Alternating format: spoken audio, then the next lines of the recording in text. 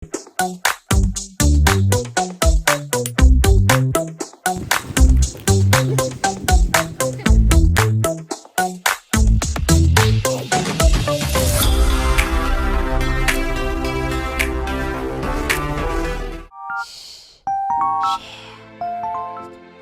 yang kita ketahui, luas laut di Indonesia 70% dan daratan 30%, sehingga sumber daya alam di Indonesia kebanyakan di laut. Yang kita ketahui juga di setiap daerah kelautan, khususnya di Kepulauan Riau yang dominan dikelilingi lautan, membuat beberapa masyarakat Kepri mencari penghasilan di laut, seperti berprofesi sebagai nelayan. Dulunya nelayan hanya menggunakan sampan biasa. Namun seiringnya perkembangan zaman, sampan para nelayan sudah juga banyak berkembang. Disinilah kami mengamati apakah di zaman sekarang ini nelayan masih menggunakan sampan biasa. Dan kami juga akan menanyakan beberapa hal seputar nelayan agar menjadi sebuah pengetahuan di diri kita. So, ikutin kami terus ya. Berapa lama Bapak mempunyai sampan? Hampir 10 tahun. Tahun 2000 lah sampai sekarang. Dari mana Bapak punya modal untuk membeli peralatan melaut gitu? Itulah, kita kan punya persatuan dulu, Oh. persatuan nelayan. Jadi beli modalnya itu kan dari persatuan, bantuan. Jadi bayar seperti kredit lah gitu kan, baru dapat sampan. Ada juga bantuan itu sampan dari pemerintah, karena kita ada kelompok nelayan dari pemerintahan tuh bantu untuk kelompok nelayan. Tapi tidak semua sih yang dapat. Tengoklah yang tak ada sampan dapat duluan, yang ada sampan bertahap, itu aja. Sampan yang Bapak gunakan ini jenis apa Pak? Kalau sekarang ini jenis pancung. Pancung. Memang dari awal Bapak bekerja apa jenisnya memang jenis pancung? Kalau awalnya itu mesin dalam, sebutannya itu bopong. Dia kalau yang dulu itu bahan bakar solar, sekarang bahan bakar bensin. Apollo, Oh. bilangnya sampan Apollo, tahu dah dia. Sampan Apollo tuh menggunakan mesin ya Pak? Ada yang dipasang mesin, kalau di mesin modal sendiri. Hmm. Ada yang pakai dayung, Kalau Bapak pakai dayung. dayung. Kecuali bot, kalau botnya ada mesin. Sistem kerjasama kan nelayan tuh ada sistem kerjasama ya kan? Gimana tuh sistem kerjasamanya? Dia kerjasama itu kan cuma sama-sama nelayan, tapi kan hasilnya masing-masing. Oke. Kita tak ada bentuk koperasi. Berarti agennya masing-masing. Akhirnya masih suka-suka jual lah. Cuma kita untuk mendapat bantuan dari pemerintah harus membentuk kelompok nelayan. Setelah dapat hasil itu usaha masing-masing lah, nak jual siapa punya. Tidak ada terikat sama perusahaan, kecuali kita ada apa tuh kan, ini macam angkuhan gitu kan, seperti toke lah, kata orang bilang kan sekarang kan toke.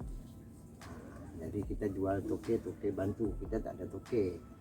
Jadi kalau nelayan pesisiran ini jual masing-masing, dapat udang, dapat ikan itu jual masing-masing, atau jual di kampung, atau jual di plaza, atau dia jual di pasar, itu aja. Organisasi penambang. Oh, kenapa? Berarti Bapak kerja sama gitu? Organisasi. Oh, organisasi. Berarti hasil sendiri-sendiri? Sendiri-sendiri. Mulai beroperasi nangkap ikan tuh dari jam berapa sampai jam berapa Pak? Tengok air kering, kalau air kering petang, kalau air kering subuh. Nah itu. Kira-kira kalau dalam satu hari itu hasil tangkapan tuh kisaran Tidak berapa? bisa ditentukan, kadang-kadang ada 100, ada agak 200, ada agak tak ada sama sekali ada. Nah, itu tidak ditentukan, barang di dalam air kan. Kalau kisaran penumpang itu tak bisa kita kasih kepastian. Kalau bolak-baliknya untuk kita mengangkat penumpang 3 kali.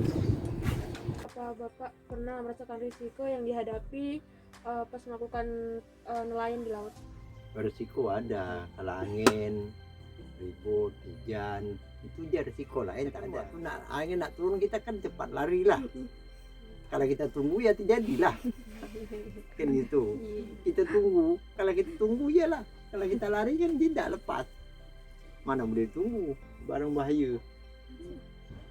Jadi memang sudah ada antisipasi dulu dari awal gitu ya. Di laut ini kita sebagai ibaratnya kapten, kita tidak boleh kelihatan takut atau gugup. Kita harus semangat dan menenangkan para penumpang. Tutorial cara ngoperasi sampan gitu, memakai sampan gitu. Kalau kita pakai mebar itu hanya modal cat aja, dicuci bawah langsung dipecat. Tapi kalau kita punya papan, kita harus kita pakal, harus kita dempul, harus kita cat. Perawatnya lebih berat sampan. Itu maksimalnya sebulan sekali kita merawat, kalau tidak bocor sampan kita. Tapi kalau pebar kan tidak bocor, sudah kita bersih, hanya kita modal cat aja. Nah, tapi kan beda, harga dia beda kan, namanya pebar kan. Tahu lah pebar semua tak tahan, dia tak bocor. Yang ada ini kan sampan pebar semua. Maksudnya masuk menggunakan pun alat perawat. Ada cara menggunakan kita merawat waktu kita dalam operasi. Ya kalau kita biar kita sampan kita bocor lah. Kalau kita tak cat ya sampan kita melumut lah. Jadi modalnya harus pakai cat. Jadi kalau pebar kita tidak perlu pakal lagi, kita tidak perlu dempul. Kalau papan kita perlu pakal, perlu tali guni. Baru kita pakal dengan dempul. Nah, baru kita cat.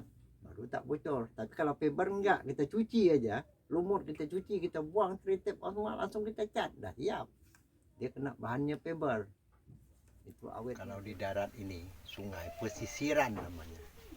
Daerah pesisiran ini memakai jaring Apollo, jaring tangsi 020. Nah, itu makanya jaring selangat dan jaring ikan dingkis. Itu daratan, itu nama pesisiran. Tapi kalau di tengah laut itu pakai ginet. Ginet ni berarti jaringnya jabuh 8 depa, mata 3 inci atau mata dia 4 inci setengah.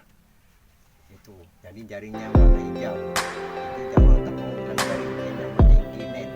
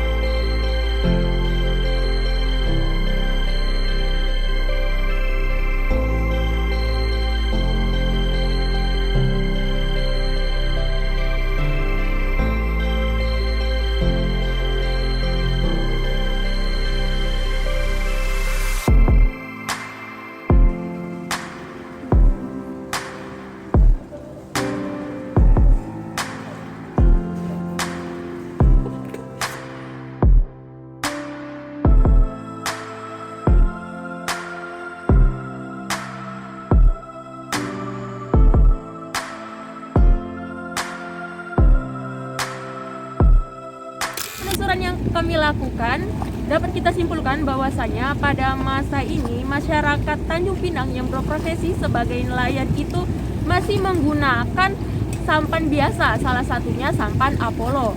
Nah, sampan Apollo ini terbuat dari kayu atau berbahan kayu namun tidak menggunakan mesin. Dan juga sampan Apollo ini memuat daya tampung maksimal 3 orang. Sampan Apollo biasanya banyak digunakan oleh masyarakat pesisir Melayu. Dulunya, sampan Apollo ini digunakan untuk mengangkut barang dan penumpang antar pulau. Tetapi pada masa kini, sampan Apollo digunakan sebagai transportasi nelayan untuk mencari ikan. Dan sampan Apollo, masyarakat juga menggunakan sampan yang menggunakan mesin. Sampan ini dinamakan dengan pompong.